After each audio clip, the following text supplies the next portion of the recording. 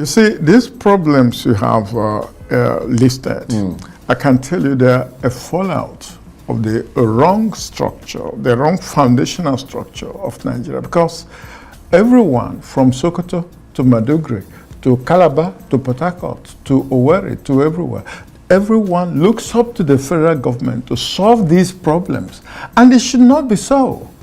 In a federalist state, your attention should be in the state's government where you reside.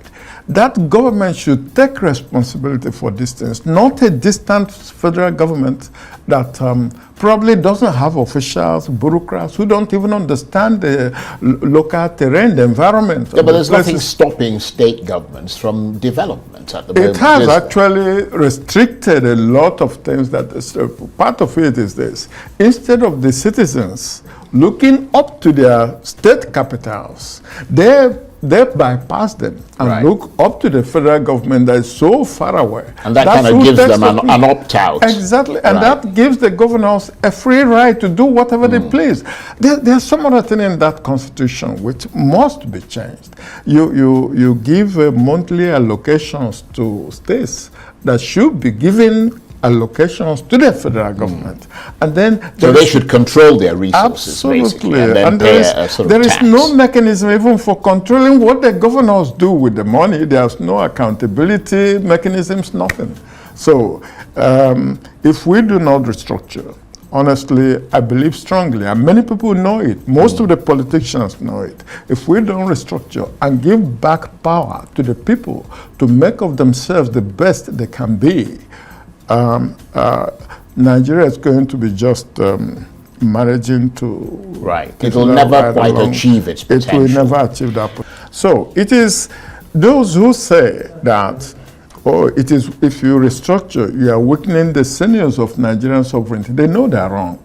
In fact, that's the only thing that can actually unite Nigeria and strengthen it, because it will give people the purpose. Look at our youth fleeing Nigeria. For what? A country given, endowed with virtually everything we need to grow and become one of the most successful countries in the world. Restructuring is a simple thing. It is going back to a modified form of what we had between 1960 and 1966, which is what are the component units of federal Nigeria? What powers do they have vis-a-vis the federal So it doesn't matter whether they're states or regional No, it doesn't really matter. It doesn't, as long as there is consensus, those who belong to those federating units that we want to be here. If some wish to merge with others, why not? And it is your belief that restructuring will not only have an immediate impact in Nigeria, but also be good for future generations? In fact, it is the only thing on the card to take Nigeria away from where it is, which is poor performance globally, to another place. Because when you give people and in their enclaves the power and the authority, the autonomy to do things for themselves, they put in everything. They put in everything. But when they are doing things, say, for some distant power in Abuja or something, it's so impersonal. Everybody, in fact, most people who come from the federating units to Abuja come to get their share and go back. Yeah. Then from 1966, some people tried to make a Nigerian nation state. This idea, and I suspect the president, the current president, Tinubu, is following that path, at least from his speech, in which they talk about the unity of Nigeria. There's an ethos of trying to make us a united Nigeria, where people are just Nigerians. So we invent horrible terms like detribalized. That's one of the ugliest words in the English language, detribalized. It makes no sense and it doesn't sound well. So we try to create a nation where we say, a country where people have no tribes, people have, that is a narrative. I argue that for the past 54 years or so, what we have in the country has shown that project, that narrative, is a failed narrative. If I were to redesign a new narrative for Nigeria, what I would suggest is to view Nigeria as a union of nations, not one nation Nigeria.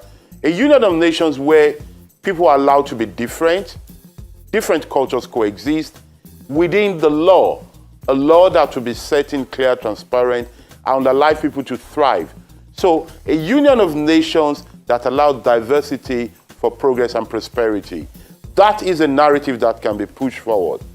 A nation with a huge population that can influence itself, its neighbors, and the world. That is a narrative that can be looked for, that has to be created. I would add to that, on my personal note, a nation where politics is less important than medicine and arts and trade. That for me is the future, because I want Nigerians to think about it. The best Nigerian has offered the world, from arts to sports to music to science to literature, anything you think about.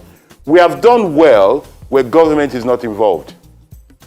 If you look around you, if you look at the things we have been able to do well, it is where government is not involved. Where government gets involved, we don't tend to do well.